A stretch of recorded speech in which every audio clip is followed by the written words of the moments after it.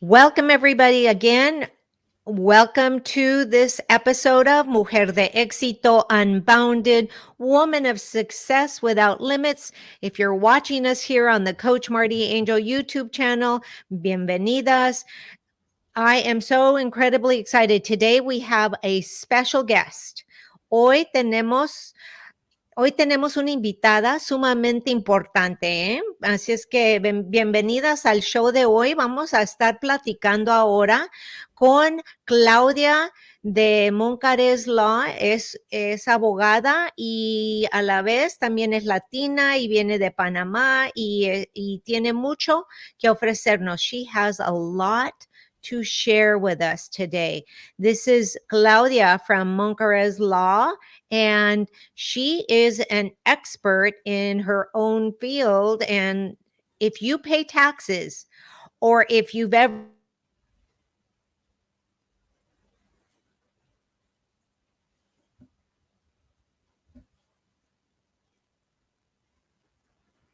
of ways. So without further ado, welcome, Claudia. Thank you so much for being on the show. Tell us a little bit about yourself. Yes, first of all, thank you for letting me be on the show and giving me the opportunity to be a service to your listeners and to everybody out there that's listening to your podcast. And you're in the last show right now. Like you said, I'm an attorney. I'm a tax attorney, and I help people get out of trouble from the IRS, or to avoid, more importantly, trouble from the IRS. I was born in Panama, but grew up here a long time. So, but 100% panameña. Neta, from Panamanian parents, and I am a certifiable tax geek. That's why I like doing tax. So you're you said a certified tax attorney? Yeah, no, I was saying a certified tax geek because I really like, but yeah, no. But I went to law school for a tax, and I stayed an extra year. I actually have a master's in tax law. Oh, fun. So, and taxes, why taxes? Tell me a little bit about that. Is actually interesting. I was an English major in literature, but I guess it's in my DNA because from my mother's side, my maternal grandparents were both CPAs. So I guess I was meant to do something with numbers. Okay. Exciting. All right. So, and where is your practice located? I'm located in South Florida. That's where my office is located, but we help clients all over because tax law is federal. So we help clients all throughout the US, and we also have clients outside the US. So all over the world, we've been able to help out. Cool. And everybody pays taxes, federal income taxes at least, right? Yeah. Correct. All right. And so, you guys have it harder where you are in California. Tougher. How'd you know that? Yes. Yes, we have, but that doesn't stop the people wanting to come and live here still. It's crazy. It's crazy. We have a lot of people here in California. But let me ask you this. So Mujer De Exito, Unbounded, we talk about, the trials and tribulations and what did we overcome in order to succeed. Obviously, you have your own law practice. That means you're a mujer-preneur. And, but it didn't, what was the big turning point when you were small? You said you came from Panama. What was that like? Well, my mom actually came because my parents are divorced. My mom came to Spain. She came to study her master's. She did a master's in the U.S. and she saw an opportunity here to grow and have more opportunities than in Panama. So we stayed. And I think when I went originally to law school and then I got a job, it was more, I was thinking of the traditional, just get a job, work at a law firm, be a partner, and that's it, call it a day. But and when you have kids and your perspective changes a bit. And then I had the opportunity to go on my own, and I'm glad I had it. It wasn't necessarily something that I probably wanted to do at that time, but I had the opportunity, and I'm glad because that has been I think being a business owner shows you're an entrepreneur or entrepreneur shows you how strong you are, how resilient you can be. Because Yeah. the Did you, ups and downs of business. right, right. We're always on a roller coaster. When you were, so you said you had the opportunity. It's an interesting choice of word because not everybody calls it an opportunity. Not every mujerpreneur that I've spoken with calls it an opportunity. A lot of people. So tell me a little bit more about that opportunity or that situation that you said it was an opportunity. Well, actually, it was in 2008. Okay. I used to work for a small tax boutique that was four partners, and I was the only associate. And in 2008, the economy went down. So when revenues went down, they had to lay off one of the lawyers, and they were not going to lay off the attorneys, the partners. So it was me. So but it actually was a good because that's my daughter was about 4 months old at that time, and so, like I said, I had the opportunity to. It wasn't something I was thinking, but I had the opportunity to go on my own and just give me opportunity to be, more present as a parent, as a mom for my children. So that's why I call it an opportunity, something that I wasn't thinking of. I was more looking to see if I could transition into like a corporate job. Ah, It wasn't in my radar, that type of idea to just go on my own, but it happened. So that's it why it was happened. yeah, and I'm Yeah. glad it did. I'm glad it did. In It was, retrospect, yeah. No, what even then I had opportunities to like learn a lot. I learned about business, and I think now that I know about, I can be a better lawyer to my clients because I understand not only the technical parts, legal part, the tax side, but also just the experience of what it is to be a business owner.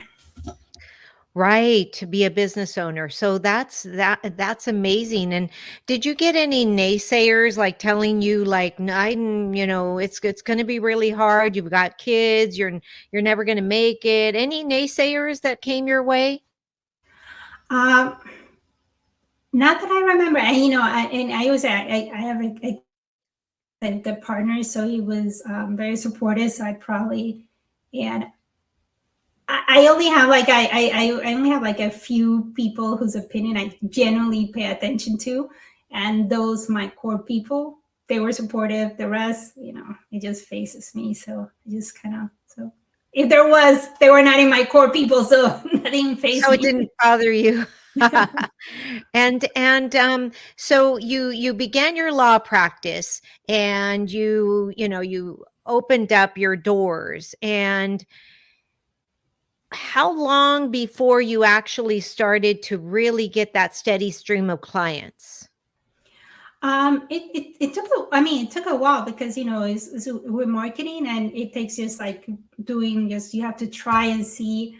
I remember at one point because that was also a time when there was a lot of foreclosures, so maybe just do something on the side. And I remember I would just get the list of the new foreclosures that a friend told me how to do it, and then I would be on my own there in my kitchen table, in my dining room table, stuffing envelopes, and every day sending like 100 letters to the mail myself, putting the stamp and everything myself. That was like my daily activity for a while. So try that.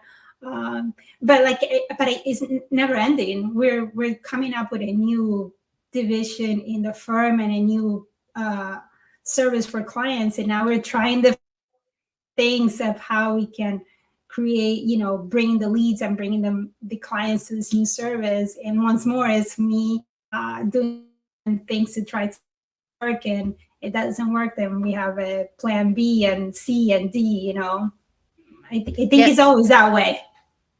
True, true. As an entrepreneur, we're on a roller coaster, and a lot of times it takes, I've seen some TikToks that say, I left my corporate job to be an entrepreneur, and now, and I left my 9 to 5 job to be an entrepreneur, and now I work from 9 to 9, and it's like, but it definitely is different, and it is a nonstop constant. I would agree with you when you say you plan A, plan B, and sometimes you don't know what plan B is, but you keep moving.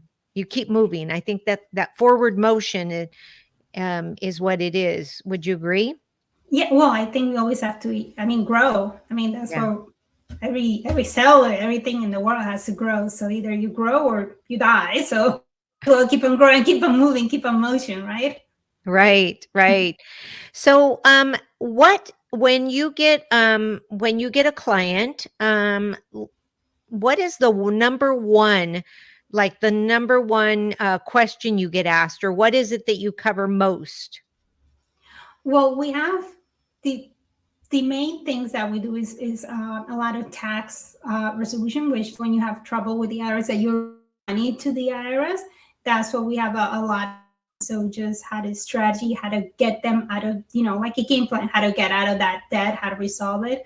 We also have some corporate clients for some of our tax advice, but I say the core is more of the tax resolution, helping people get out of trouble and or audit so that they stay out of trouble. Okay. And then so mm, what would you say? Give me three things that if they're an entrepreneur already, but they really haven't thought about, because a lot of people start their businesses, Mhm. empiezan todo de un de repente vamos a hacer un negocio, and then they don't really think about the tax ramifications. So what Yes. are the three steps that I would say three, choose if you could choose three, if you could share with me three things that you would tell somebody that is starting their business, what would you say in terms of protecting themselves, or what are things good practices to follow? One, if you have partners or business partners, definitely get a business agreement. I mean, I know we're all happy, and business when you have partners like a marriage. We're all happy, everything's gonna go good, but there may be a divorce in your business, so you kind of have to have everything in writing so that after all the euphoria and the excitement, and when you have the lows, because sometimes, I mean, it's just part of business, right? You're gonna have dips, lows, your seasons in your business, so that when you're like not as happy, you still remember what were your ground rules. So have that. Two, it is always good to plan for taxes. Um, because you never know. I think we're so busy as a business, especially when we start, that we're maybe by ourselves, that we're doing everything. We're all the marketing, the accounting, the customer service department, the grinder, everything that does all the work, that we forget to plan for taxes. And then you get hit when you go do your tax returns. You feel like you didn't make money because you're spending probably a lot too. And then when you go do your taxes, you realize that you may owe money to the IRS that you didn't plan for. Because when you're in your job, your employer does it for you in the Right. W-2, right? But when we're on our own, we are our employers, so we have to do it for ourselves, and we forget. And I think a lot of people get in trouble that way. That's one of the most common way. And I think the third one, have good records, because that's the way to avoid an audit. And if you get into an audit, it will be okay because you just had good records. I mean, it could be as easy as, where you put envelopes, or you put all, try to be a little bit more organized, just maybe envelopes for every month, or you can have like an Excel, or you can, now there's app for it. So if you want it, but do keep the records, because if there's an audit and now that the IRS has more funding, you will still be okay because you have your records and it's not as stressful. So I would uh, say those are my top three. right, right. So Mhm. so some sort of a bookkeeping type thing, like and scanning receipts and all of that stuff, right? Yes, I think once you have the opportunity to hire your two first hires to be like a virtual assistant slash, executive assistants to buy you time, and a bookkeeper, those should be your first two. I mean, in my opinion, because Right, that, right. Well, your opinion is what we're focusing on today. yeah. Your opinion definitely counts because, if y- if you're in trouble with the taxes, and then what do you think? So as far as asset protection in terms of, like, if you are my coaching is a lot of coaches, Hmm. That's all they do. They do business coaching, relationship coaching, and all of that. But then again, since I'm a multiple stream of income owner, I'm also a network marketer. So that is different. And I'm also getting money from being a podcaster, and I'm also getting money from being an influencer. So let's say there's somebody that's like that. What advice would you give me in terms of bookkeeping or whatever? Can I put everything all at once, or what would you say to me? Well, it depends. I mean, if you're already, I mean, maybe at the beginning, a lot of people start with their own business, but once they have like different divisions, like what you have different stream of income. Maybe they have a business that could either they bring in all the business they create, they actually incorporate a business that all that goes through, or they can maybe once it gets sizable and maybe they separate things like that. Um, the best way if you just for record keeping, I guess it depends on the amount, but the easiest probably would be like to have four different accounts. Like let's take you as an example. You have four different types of stream of income, four different bank accounts to make it easier for you to see all the ins and outs for the bookkeeping. And then if it just shows up as just one lump sum in your tax return, that's okay. But at least you have a good, if you after wanted to separate things, and also how the ROI of every activity, what really is making you money, and if it's not a good ROI, at least it's bringing you fun. What you're doing is not Right. necessarily economical. Yeah. Yeah, yeah. No, that's true. That's true because it's so important. You know, then you can see, what, like you said, where's my money coming from? And if I don't really like that stream of income and lots of money isn't coming from it, maybe I choose a different stream of income and create another stream somewhere else or whatever. It's good for analyzing. Now, Mhm. let me ask you this. Now we're going to get a little personal. A ver, Okay. Claudia, Well, how old were you when your mom brought you? oh gosh. Estaba en, I did third and fourth grade here actually, and I did it in Texas. So it was third and fourth grade. Then I went back to Panama for fifth and sixth, and then I came back to the US permanently. Okay, okay. So what was that like for little Claudia, having to be here and then go home and then be back here? What was that like? I think well, the first time I came with my grandmother, I was always close to my grandmother. So I came and she stayed with us for a while. So that was helpful.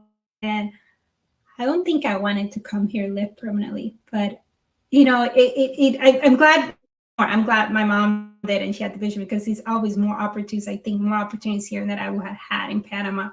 So, and I think like talking the opportunities, you sometimes when things happen in the moment, you say, "Oh, I'm so upset that this happened," but it is everything always turns out. I think for the best. You never know. I mean, everything ends up being an opportunity and that Um, you can get to things that I'm not sure I would have done it in Panama. So I'm glad. and why do you think that is? Why do you think that you're not sure if you would have done it in Panama? Is it different for mujeres over there? Um, I no, I just don't know if I would had had a my own practice. I have a lot of cousins that are lawyers too, Oh, but okay. they are more working for a firm or end up or maybe like business government. So I'm not sure. Maybe that would have been the case. Ah, Mhm. okay. Okay. So then, so when you went back, I'm trying to get to the little girl there. Did you like not want to come back when you went back to Panama after you were here for a little bit? You went back over there, you know, and then you had to come back. What was that feeling like for you? Well, I didn't want to come back because my grandmother wasn't coming with me. That was the reason, Oh, mainly. Yeah, because she was staying there, and I was really close to my grandmother. oh, Mhm. yeah. And is your family here now? Most of your family, or is it they're No, they're still? all in Panama. They're all in Panama. It's just my mom and a few. So your mom is here. My mom is here. Yeah. and I'm an only child, so. Oh, okay. Well, then that sort of makes it a little bit easier. Let me ask you this. So now we're going through, and Claudia is now in law school. And what is it like for a Latina in law school? Well, I think actually more. I grew up in Miami, right? So in Miami, I don't think you ever feel like a minority as a Hispanic because you hear Spanish all around. Hmm. So I think it was more when I went to college, I realized that not everybody spoke Spanish, and I guess not everybody that was Hispanic was a professional. So that was, and I think I had more of the cultural shock when I moved away to college. And in law school, it was okay, but it was more interesting for because I stayed an extra year to do an LM, a master's in tax law. And there was, at a 60 something student, there was only four of us that were Latinos. And I think I was the only Latina in the class. Oh, Yeah, wow. it was, yeah. And there were not that many women lawyers female lawyers in the tax program. It was mostly men. So that was also an interesting experience. I mean, Mm. everybody was great, but it was interesting to see the difference. And I remember one of my first jobs was in DC, and also it was interesting seeing that there were still not that many Latino lawyers in the firms and in the companies there. So, but it was Mm. different in Miami. So that was I always found that interesting. Ah, yeah, yeah. And what would you say about now? Do you are there a lot of colleagues, more Latino Latina colleagues around, or is it still a a kind of like a minute amount? I think there are more, and I think once more, I don't know. Now I'm back in South Florida, so I don't know if is, like I said, South Florida I think is an anomaly. There's a strong, Latino community, and you see more. But I remember growing up, like when I went away to college, that it was interesting that at least you didn't see as many Latinos in like more professional jobs than you Right. did. Like now, I think you see it more. We used to live in DC for a while. I saw it more, but it was more interesting than before. Ah, mm. And I can relate to that, because I remember here in San Diego, we have a lot of Latinos too. I married a Latino, but it was interesting because he's a CPA, and there weren't a lot of CPAs, and now he's a CFO, and there are not a lot of CFOs out there that are Latinos. It's just, I mean, even in today's day and age. And then when I was in business school, because my undergrad is in business marketing, and I was one of five Latinas in the business school. Hmm. So it was, yeah, it was definitely not something that a Latina would pursue, let alone, I went straight. And I'm dating myself because I'm Gen X, right? I'm Gen X. So when, in my generation, most Latinos went to community college. They did not go straight to university like I did. So there weren't a lot of people. There were, if it weren't for my cousin, who also happens to be an attorney, older than I am, kind of leading the way, I probably would have lost my way. I would think so, Yeah, I'm in the same generation, but yeah, it was like that. Yeah, you didn't see that many. And as a matter of fact, I think I got excited that there was like, because there is I went to school in Florida, and there was a campus in Panama so there was actually a lot of Panamanians, and I got so excited that Ah, I created the Panamanian Student Association because I just wanted to see more Hispanics, and I didn't want to have to go to I think they had it in Casita where it was like international foreign students. I'm like, but I don't want to see that. I want to see Panamanians. I want to see somebody from. So I created that. I think I just got so excited because I missed the Spanish and all that around me. right. That's so amazing, it's just like, that's kind of like me. I ended up, I was an educator and, even when I was a principal, um, at the largest district where I was, there were only 3 of us that were principals that were Latinos, and, Mhm. luckily 2 of us were women, but, it was, you just don't see it up in, like you said, you just don't see it up in the professional arena as much as I would love to see it, Yeah. and that's kind of how I ended up being a Latina coach, because even now in the realm of business, there aren't a lot of Latina coaches out there that have had, experience and things like that.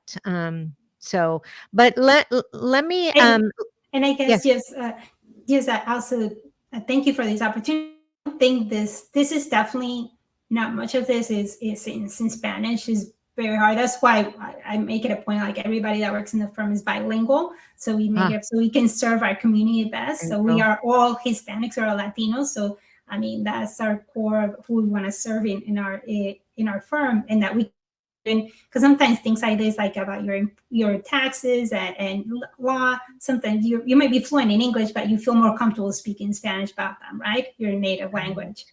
And, Right.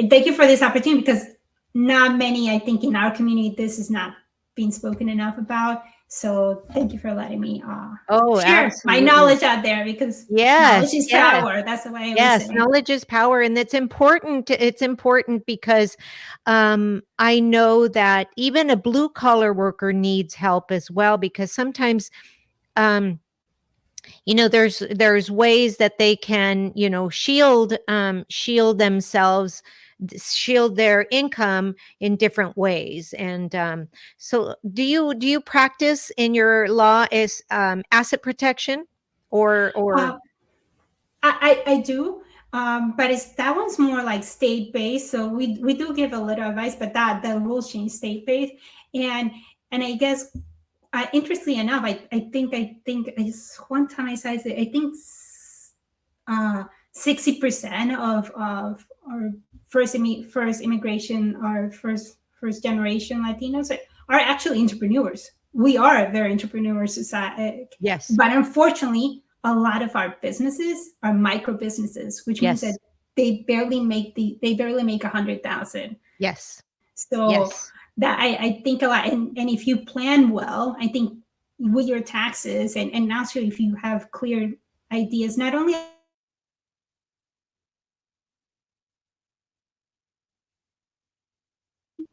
and you can plan for road, because if you know your what's going in the cash flow and all that, then you can plan for your next big step, how you can scale your business, and then kind of keep an eye out for the IRS so that doesn't take you by surprise, or if you have good records. So I think that is also very important. I think a little bit more important than the asset protection, and that is really based on every state, because the law changes according to states. Right, right. Sí, sí, Mhm. sí, cierto, sí, cierto. So, yes, let me ask you this now. A ver, en español, uh, do you, where you are, do you use, I heard you say that you want to make sure that most everybody is bilingual, and that's because when we're bilingual, we can serve the English community, and then we can serve the Spanish speaking community as well. So, what would you say that your practice, services? What's the percentage? Um, yo diría que hmm, tenemos mucho, maybe like 50-50, la mitad, Okay, que okay. son latinos, que tenemos mucho, porque todo el mundo en la firma habla español para que podamos darle servicios habla inglés y español para que podamos darle servicios a todos nuestros clientes. Así que Ah, tenemos, sí, como el 50-60%. Ujú, wow, that's good. That's ujú, great. And that's important. Siempre es muy importante que hablemos el idioma que decimos en English, your mother tongue, right? And, ujú. I always can tell people's mother tongue, because your mother tongue shows up when you get very angry. Yeah, that's true. So it's like, oh, mom's really mad. That Spanish is coming out. Yeah. So that's true. And you have family as well, right? Yes, I have two kids. Oh, how nice. And are they school age kids or Yeah, college they are. kids No, they're in middle school. in middle school? Mhm. Woo! Yeah, Yeah. so middle school is interesting. I was a middle school principal for a while and it was like, yeah, very interesting. I loved every facet of life. I was very fortunate to work all the things. Now let me ask you this. So let's go back into the Okay. business. Let's say that I asked you the three things for somebody to do, and for what you think is really important. But one of the questions that I get a lot is when they open up the business and they open up the business and they are a brick and mortar business, Hmm. and so w- they're like stuck as to what is the difference in the write-offs. And you don't have to get technical, but like that's where they get stuck. And I usually, when they ask me, I usually tell them to go seek um either a tax attorney, a tax preparer, or a bookkeeper. Would Hmm. you say the same thing? Well, I think you, for your tax strategies, you need like a team, right? You Okay. first you should need your bookkeeper because they Okay. will help you keep that in order. Then your next step will then after be to get a taxpayer slash CPA. At the beginning, maybe you can just afford a tax preparer, which is fine, and they'll give you advice on what can be written off. But then at some point, you want a CPA or a tax advisor that you meet every, because they will help you look at where your numbers, what what other write-offs you're missing, and they'll give you advice, and they'll also prepare you so for at the end of the year you won't be surprised next year for your tax. That's a big thing. Okay. And your bookkeeper, the way that it helps you is that they'll help you keep records and good records, so if there's an audit you will be covered. And then at the end, you may want to bring a tax attorney just to give you some advice on how to restructure maybe a business, how to make sure you have the right structure so that you're maximizing all the tax laws that you have. Perfect. Now, there's another question that is really important. I think it's really important for a business owner, a mujerpreneur, because I would like for you to delineate what's the difference between a tax preparer, a CPA, and a tax attorney. Well, for the most part, a tax preparer will tax returns, right? Some CPAs are tax preparer, but I think the difference where I see not necessarily more like a CPA, but more like a tax advisor, because not all CPAs give tax advice. Some just Right. like to prepare returns, which is fine. But I think you need somebody that helps you prepare a tax return, but then you want somebody also, and sometimes it's the same person. So if you find that person, that's great. That also gives you advice and changes on the tax law and tells you and helps you see what you can be doing and planning for next quarter, the next year, and things like that. That will be a tax advisor slash tax preparer. If you can find that person that does both things in one person, that's great. If not, you may just need two. And then a tax attorney, you want them more like when you get in trouble, when you have an audit, or when you're in a business and you want to structure, or maybe you have like some investments abroad, just how to do the best, or people are investing in the US, how to structure it so you minimize the tax liability. That's when you want to bring a tax attorney in. Now, so there are a lot of tax preparers that are not CPAs, and Yes. what I find is a lot of people think that anybody who does their taxes is a CPA, No. and so can you explain the two? Um, just you just need to. I don't even think you need to pass an exam to even be a tax preparer. I think you just file for for like a license with the IRS, and they give you a number, and you can be a tax preparer. I think that's it. To be quite honest, I don't think you even need to pass an exam or anything like that, unlike a CPA. And I guess this is where my pet peeve comes. You have to be very careful who you hire to be as your tax preparer, because not everybody does it well. And if you're a tax preparer, I had people that they'll start your return from zero up, so that those zero taxes. I mean, yes, we don't like to pay taxes, but if you're making money and that's your biggest problem that you have to give a share, I mean, you can around it, but do it. Because if you're a tax preparer, if the IRS catches a tax preparer that's not doing things correctly in a tax return, and they see a pattern, then they'll start looking at the other clients that the tax preparer has, and you may all of a sudden get caught in a in an audit because they didn't do it right. I had clients like that, and I actually have a client right now that they're investigating her tax preparer for the criminal division, and she's involved in this, not in the criminal part, Right. but she has to show up and for investigation, and that's very nerve-wracking because her tax preparer is doing things that are not supposed. So you always have to be careful with things like I just pick a good tax preparer, somebody that actually knows what they're doing, and ideally somebody that's in your industry. Because I mean, for instance, for lawyers, we have escrow accounts. So I look for a bookkeeper, and my bookkeeper is familiar with escrow accounts for a lawyer because they have different rules, Okay. right?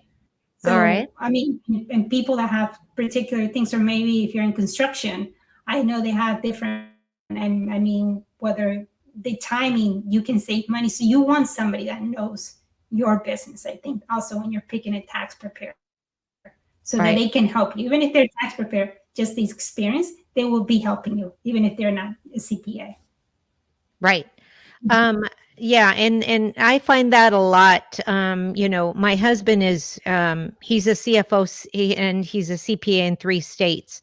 So and he also has prepared taxes since we were in college. One of the interesting parts that I see people in Mujer-Preneurs, Mhm. it's that they don't want to pay the higher price for the CPA, so they go instead to a tax preparer who's not a CPA so that they can, get a lower rate. What do you say about that to a mujerpreneur? And I think maybe we're always taught, I think, de chiquita to be frugal and things like that and saving, but you think your biggest asset is time. It's not the money. You can make money easily. It's the time. That one you can't produce it easily. So a good CPA, or somebody that costs a little bit more, you're paying for their services, for their value, and maybe the one that's cheaper. But if you get audited, then you have to worry all this and then pay somebody to fix it, and you just wasted time. You just lost time. That to me is more important. So I think Okay. sometimes we pay for something for somebody with the more knowledge and the value, and also just from a karma perspective, I think when you try to always get the discount and the cheaper, you're kind of giving that vibe to the universe for your own clients. So you're attracting people like that. I don't know, maybe that's me. I think that Yeah, you should you're asking people that are gonna try to ask you for a discount and things like that. I totally agree. Totally. You've got me right there. I believe the same thing because then to me, it's karma. If you're not willing to put out, like if you don't want to coach up because whatever, then, then how are you, and you're a business owner, how are you going to expect people to put out for you? If you're not willing to put out for you, why are you expecting people to put out for you? That's a karma thing. So chocamos en eso. Y es una inversión realmente, todo es una inversión en tu negocio, en ti. Pues if you have the good team members, if you have the good bookkeeper, the good tax CPA, the good coach, you're just you're just making yourself better, your business better, and ramping up so you can get to where you want to get faster because you don't have all those little bumps in the road. You can kind of like you're buying also like getting there faster wherever you want to get to. Perfect. Mhm. So, one last piece of advice, and thank you so much for being on the show once again. Gracias, eres una hermosura. One piece of advice, dilo en inglés y dilo en español para la mujer que es emprendedora, mujerpreneur. Yo creo que si, como siempre digo, que la sabiduría y la claridad es poder, siempre lo que digo. Y la forma, por lo menos en tu negocio, es teniendo records, y saber qué es lo que va a pasar para que puedas planear. So, eso es lo más importante. Y porque yo creo que como mujeres nos da a veces miedo ver a los números, ver esas cosas que no nos atraen, no es tan sexy como quién sabe la última campaña de mercadeo, pero lo importante es el foundation de tu negocio, la fundación. And in Spanish, I always say that one of the most important things, I think clarity and knowledge is power. So that's why I always, in knowing what your numbers are is not sexy, it's not interesting, and maybe not a lot of women are interested in numbers, but I think it's very important because that helps you grow and really get a grasp in your business. And so knowledge is power, I always say. And it comes from the numbers inside your business, right? Yes, yeah. That sexy part. It's not like planning your Yes. next marketing campaign, but Right. I love doing the marketing, but I understand the numbers. Sorry. Right. Mia, thank you so much. And if anybody has any tax questions, she's Claudia at Moncarz Law. That's Moncarz law.com. And And I do have one more thing. Yes. So for all your listeners, Yes. we actually have, if you want to know more about how to avoid getting in trouble with, how to avoid audits or tips if you're an audit, we have a free guide for your listeners at Yay. www.freeauditguide.com. Once Okay. more, it's www.freeauditguide.com, FREEAUDIT guide.com. Perfect. And that link that she just talked about is going to be posted underneath right here. If you're watching us live on the YouTube, I'm going to have that link right here in the description in the YouTube. And it will also be, if you're listening to us on the podcast, you can actually get it in the show notes. So all you have to do is go down and see it and just click on the link and make sure that you download the guide. And definitely, please seek her out. She is a wealth of knowledge and she's got a team that's going to support you in all of your business needs. Mujer-Preneurs, I highly recommend. Claudia es una experta. And, any questions, I'm sure she'll be willing to help you. Claudia, gracias. Thank you so much for being on the show. This is so important. And it's dropping at the perfect time también. Sí, a fin de año. So, muchas gracias. Thank you for giving me the opportunity to share the knowledge. Thank you.